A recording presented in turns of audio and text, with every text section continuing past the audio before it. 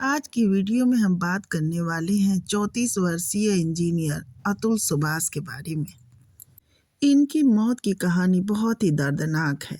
इन्होंने अपनी पत्नी पर दहेज का आरोप लगाया और 9 दिसंबर को इन्होंने सुसाइड कर लिया। इन्होंने आत्महत्या करने से पहले 1.5 घंटे का एक वीडियो शूट किया और उसमें उन्होंने अपना पूरा दर्द बयान किया। इन्होंने 23 पन्ने का एक नोट लिखा जिसके हर पेज पे लिखा हुआ था जस्टिस इज ड्यू, यानी कि इंसाफ अभी बाकी है। आज पूरा देश अतुल सुभाष के बारे में बात कर रहा है और इनका चेहरा हर किसी के मस्तिष्क पर घूम रहा है। आखिर 34 वर्षीय अतुल सुभाष की मौत क्यों हो गई? क्यों उन्होंने सुसाइड कर लिया? क्या इसके लिए भी कोई आंदोलन चलेगा? क्यों उनके लिए आंदोलन नहीं होगा? क्योंकि वो एक पुरुष हैं और भारत में शायद पुरुषों के लिए कोई आंदोलन नहीं होता और ये मान के चला जाता है कि पुरुषों को कोई दर्द नहीं होता। ये देखा जाता है कि कोई भी पारिवारिक मामलों में पुरुषों के लिए कोई हमदर्दी नहीं होती है और हमदर्दी केवल महिलाओं के लिए ही होती है। ये माना जाता है कि जो भी शोषण हो रहा है वो केवल महिला के लिए ही हो रहा है। लेकिन इस वीडियो के जरिए हम बात करना चाहते हैं कि एक पुरुष को भी इंसाफ मिलना चाहिए और पुरुष को केवल गलत समझ के नाइंसाफ़ी नहीं करनी चाहिए। हमारे सिस्टम में पुरुषों के लिए भी कानून होने चाहिए। आज हम इस वीडियो में एआई इंजीनियर अतुल सुभाष का किस तरह से एक पत्नी द्वारा और उनके ससुराल द्वारा शोषण हुआ, इस वीडियो में हम इस बारे में बात करेंगे। और यहाँ ये भी समझ में आएगा कि कोर्ट के प्रोसीडिंग में किस तरह एक आदमी तारीख पे तारीख मिलने से परेशान हो जाता है। न्याय मिलना इतना कठिन लगने लगता है कि एक पुरुष को मर जाना ही ज़्यादा बेहतर महसूस होता है। शायद अतुल सुभाष बहुत ज़्यादा परेशान हो गए होंगे, इसीलिए उन्होंने आत्महत्या की, लेकिन उन्हें ऐसा नहीं करना चाहिए। हम इसका समर्थन बिल्कुल नहीं करते हैं।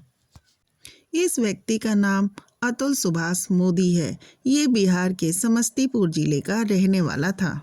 वर्ष 2019 में इनका विवाह जौनपुर की निकिता से हुआ। इस शादी से इन दोनों का 4.5 साल का एक बेटा भी है। अतुल ने कहा कि वे अपने ससुराल वालों को 15 लाख रुपए दे चुका था, लेकिन उसके बाद भी वो पैसे मांग रहे थे। जब सुभाष ने और पैसे देने से मना किया तो उनकी पत्नी 2 साल बाद ही घर छोड़ के चली गई और जाने के बाद उन्होंने दहेज उत्पीड़न, हत्या जैसे 9 मुकदमे अतुल सुभाष पे दर्ज करा दिए। अतुल सुभाष ने जो सुसाइड नोट लिखा उसमें 3 करोड़ रुपए उनकी पत्नी मांग रही थी। अतुल ने कहा कि उसका पैसा जो उसने दिया था वो उसे ही परेशान करने के लिए यूज किया जा रहा है और अब वो नहीं चाहता कि उसका और पैसा बर्बाद हो। अतुल सुभाष की माँ और परिवार का बुरा हाल है। एक तरह से देखा जाए तो इनका परिवार यानी माँ और भाई और परिवार के लोग बहुत ही परेशान हैं।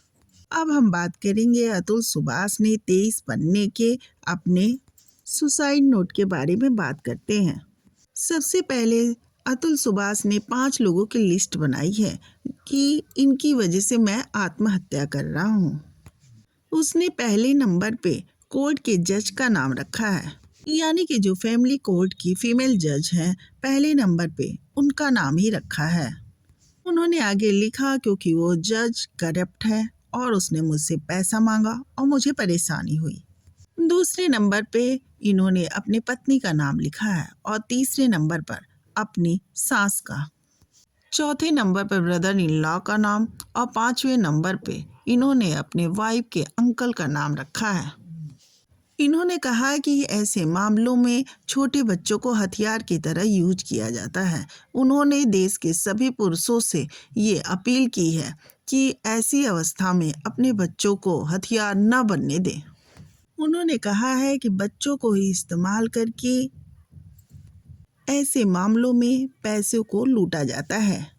अतुल सुभाष ने जज के बारे में बताते हुए कहा कि जज ने उनसे कहा कि तुम इस मामले को सेटल क्यों नहीं कर लेते हो।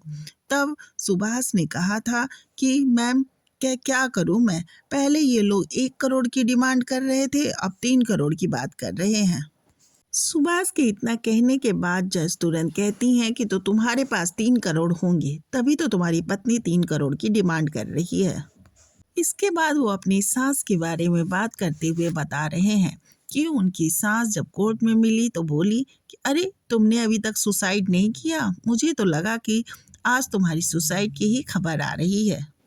पिछली बार तो तुमने जज को बोला था कि अगर मैं इसी तरह परेशान रहा तो मैं सुसाइड कर लूँगा, तो तुमने अभी तक सुसाइड किया नहीं। इसके जवाब में अतुल सुभाष अपनी सास से कहते हैं कि अगर मैं मर गया तो तुम लोग की पार्टी कैसे चलेगी।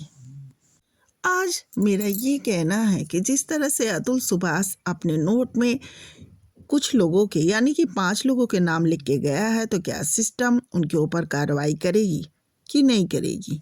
क्या अतुल सुभाष के दर्द को ये सिस्टम समझ पाएगी? साथ ही साथ ये भी जानना होगा कि आप पत्नी को अरेस्ट कर लेते हैं, परिवार के अन्य लोगों को अरेस्ट कर लेते हैं, तो क्या जज के ऊपर भी कोई कानून लगेगा, उन्हें भी अरेस्ट किया जाएगा?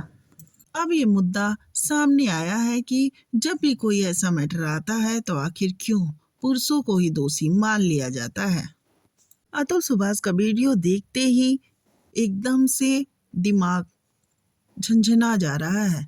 वो जिस तरह से बोल रहे हैं कि मैं नहीं जीना चाहता हूँ, क्योंकि मेरे जीने से मेरी पत्नी और उनके परिवार वालों की अय्याशी होती रहेगी। और वो आगे जिस तरह से कह रहे हैं कि जब अतुल सुभाष अपने को बोल रहे हैं कि जब वो मर जाए तो उनके शरीर के आसपास भी उनकी पत्नी नहीं होनी चाहिए। साथ ही साथ उन्होंने ये भी कहा कि उनके बेटे को उनके माँ बाप को दे दिया जाए, क्योंकि उनकी पत्नी के पास इतने पैसे नहीं कि वो बच्चे को पाल सके और अच्छी परवरिश दे सके। साथ ही साथ उन्होंने अपनी वीडियो में ये भी कहा कि जब तक उन्हें इंसाफ मिल नहीं जाता उनकी अस्थियों को प्रवाहित न किया जाए, और अगर इंसाफ न मिले तो कोर्ट के सामने ही उनकी अस्थियों को जमीन में गाड़ दिया जाए। ये वीडियो बहुत ही दर्दनाक है, जिसमें वो ये कहते हुए दिख रहे हैं कि मैं अपने दुश्मन को बलवान नहीं बनाना चाहता, इसलिए मेरे पास एक ही रास्ता है कि मैं सुसाइड कर लूं। अगर मैं जीऊँगा तो मुझे पैसे देने पड़ेंगे और मेरे पैसे से मेरा दुश्मन यानी उनकी पत्नी, उनकी सास मतलब पत्नी का मैका मजबूत होगा, जो कि वो किसी भी हाल में नहीं चाह रहे थे कि उनकी गलती ना होने के बावजूद भी उन्हें इतना परेशान किया गया और वो पैसे देने को भी मजबूर हों। तब क्या ये गलत नहीं होगा कि एक सिस्टम की ओर से पति के लिए भी इंसाफ हो, केवल पत्नी के लिए ही कानून बने और पत्नियां ही सही हैं? ये तो सही नहीं है। अरे देखने लायक बात है कि एक पति की इनकम पर पत्नी का हक है, ये ठीक है, लेकिन क्या उसे इस तरह से परेशान करके, उसके परिवार को परेशान करके और फिर पैसे लेना, ये कहाँ का इंसाफ है? आज अतुल सुभाष की मौत ने कई सवाल सिस्टम पे छोड़ दिए हैं।